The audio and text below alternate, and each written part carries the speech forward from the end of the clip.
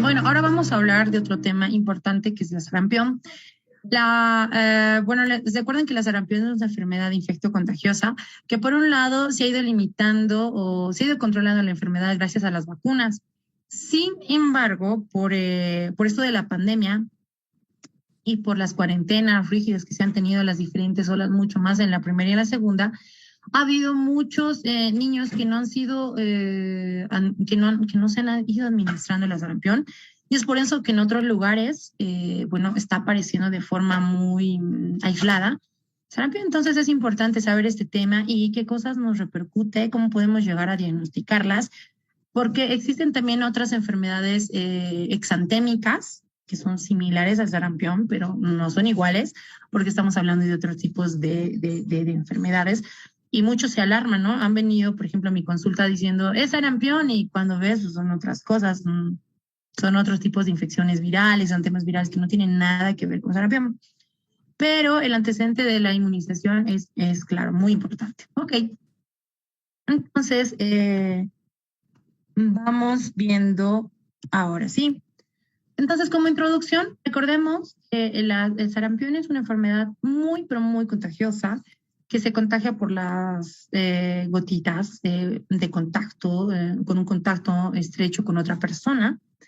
Y pues obviamente, como dijimos, es una patología que ha sido muy detenida o limitada por la administración de la vacuna. Sigue siendo hasta ahora una enfermedad, una amenaza muy grave en aquellos que no hayan recibido inmunización, por las complicaciones que les voy a decir, ¿no? En cuanto a la etiología, recordemos que el virus del sarampión es un virus ARN monocatenario, pertenece a la familia de los Paramyxoviridae, es del género Morbillivirus, esto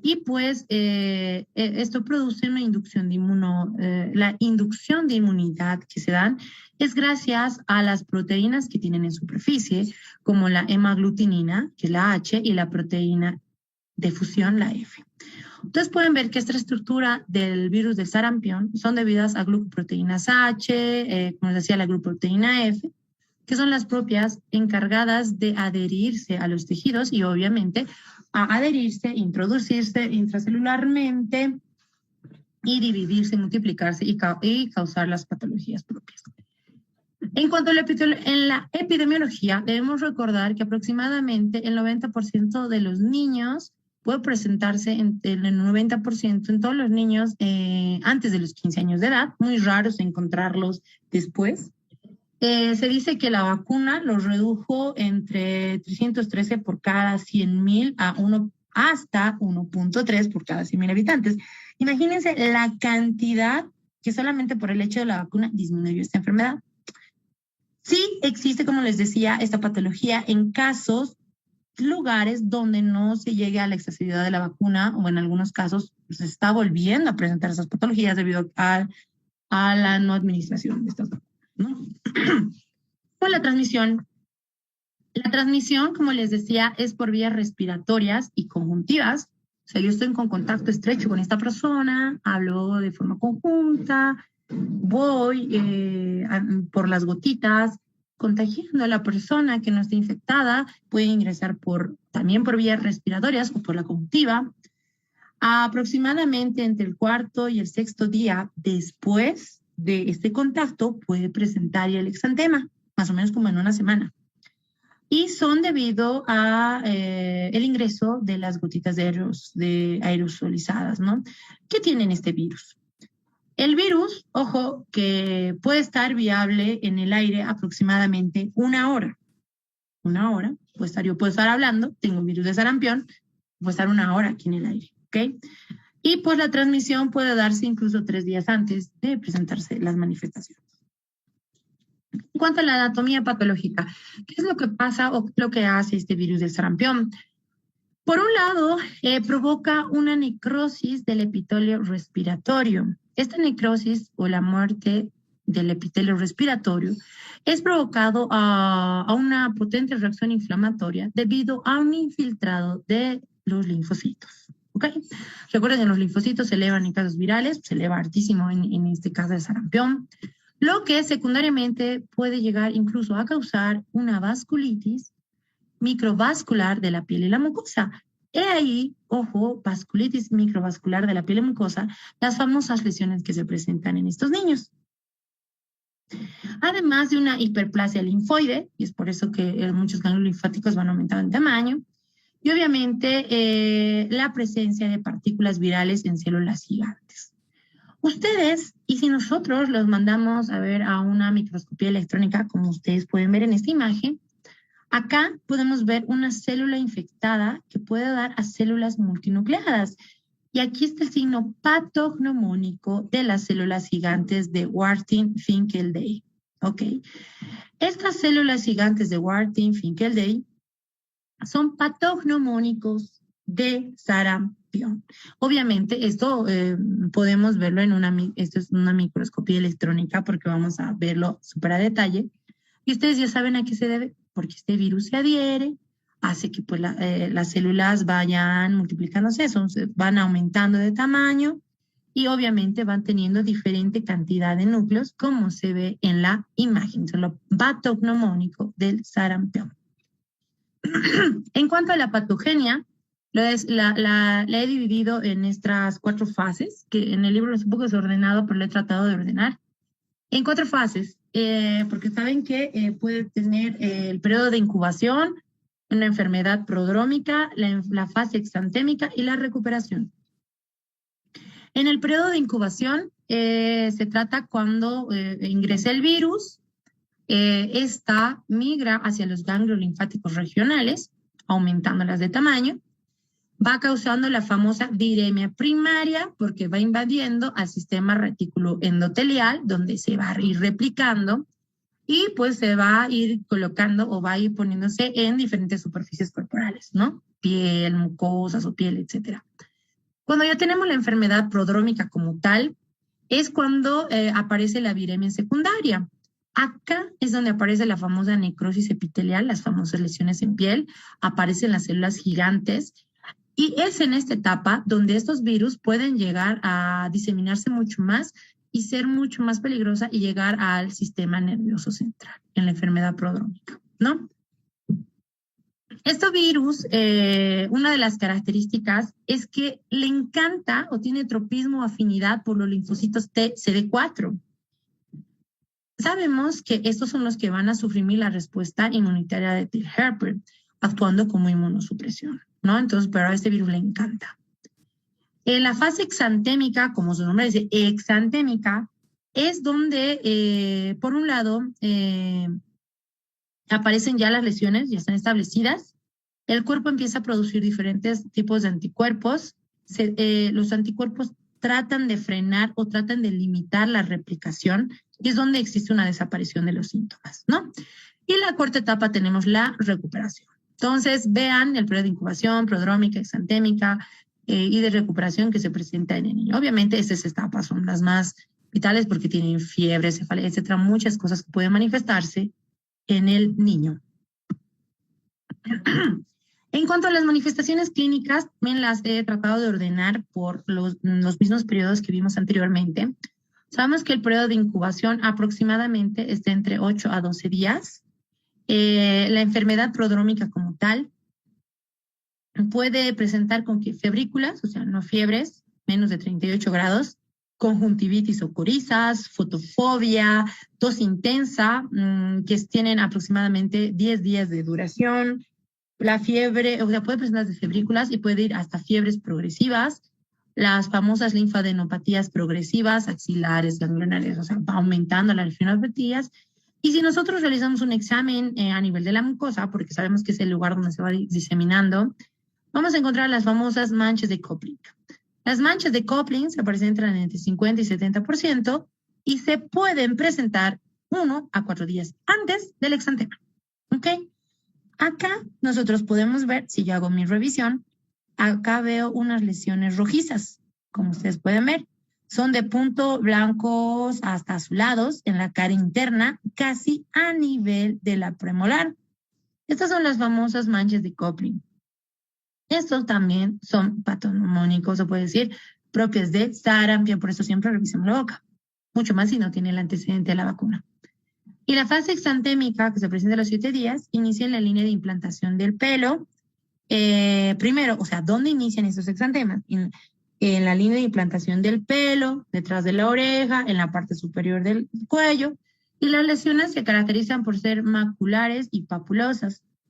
¿Pueden descender a las palmas y a las plantas? Sí, en un 50%, pero no en todos, ¿ok? Pero ¿qué tipo de lesiones? Son lesiones maculopapulosas.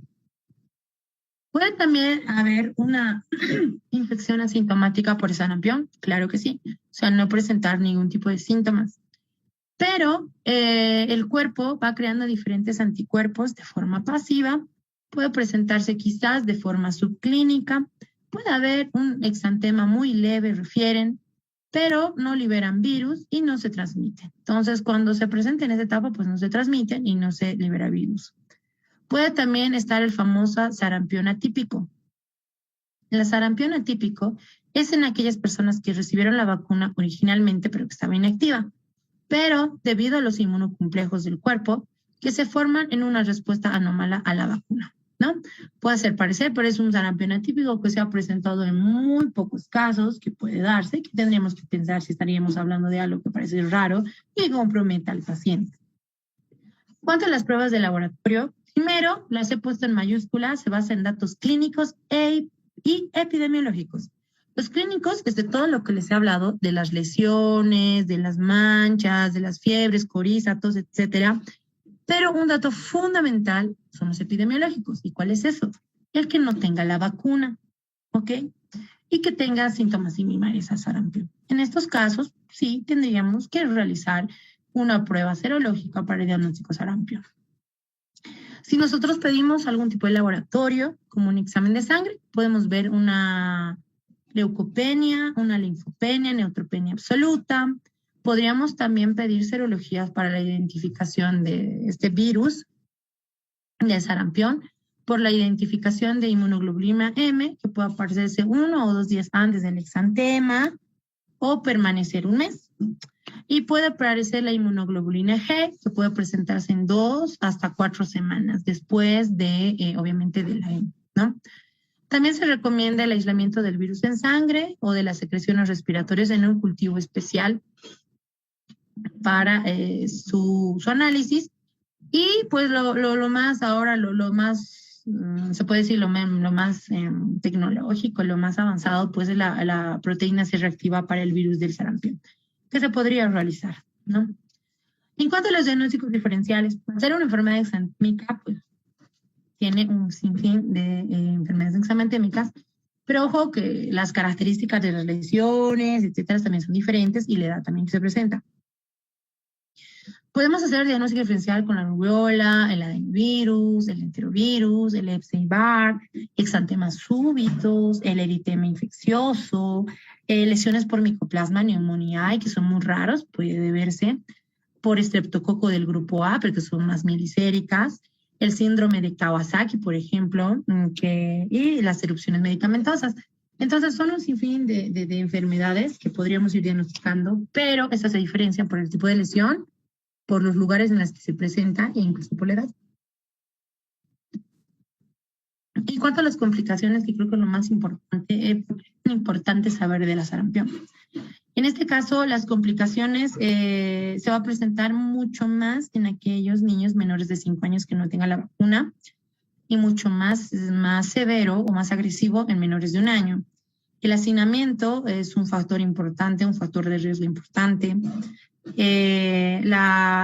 Por ejemplo, en aquellos que tengan baja concentración de retinol, pueden tener desde neumonía, sobreinfección bacteriana, croup, traqueitis, o sea, vean el compromiso a nivel respiratorio que puede presentar. Pero entre el más frecuente, yo he puesto con mayúscula, que está la otitis media aguda, que es una de las complicaciones mucho más frecuentes del sarampión.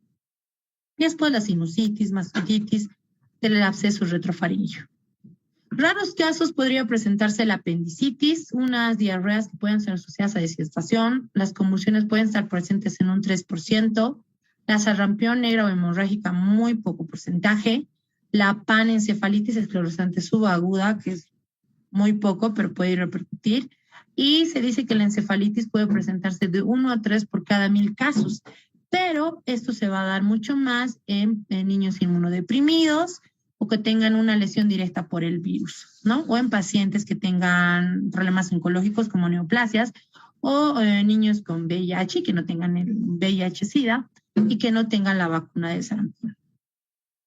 En cuanto al tratamiento, al ser una patología viral, sabemos que no existe un tratamiento específico como tal. Sin embargo, de acuerdo a la gravedad, se pueden realizar medidas de soporte. La hidratación es súper importante porque sabemos que se manifiesta más por las vías respiratorias. La hidratación es importante. Necesario de precisarse en el caso de presentarse neumonías, la oxigenación. Y pues, ojo, si sabemos que una de las causas o un factor de riesgo es la no administración del retinol, tratamiento, vitamina A, ¿no? Que es uno de los tratamientos fundamentales. Y obviamente no se recomienda el uso de antibióticos porque estamos hablando de una patología viral. Sin embargo, hay que ser muy minuciosos y cautos por ver si podemos encontrar algún tipo de sobreinfección. Acá, igual está en su libro de Nelson, habla acerca de las recomendaciones para el tratamiento de vitamina A en los niños con sarampión, donde indican los niños de 6 a 24 meses, en los mayores de 6 meses, y cuánto es la dosis y cuánto podríamos administrar. Entonces recuerden que la vitamina A se puede decir que es uno de los tratamientos igual importantes que deben administrarse en todo menor de 4 años, no solamente para sarampión, sino para otras causas. Creo que no es el tema, pero que los nombro.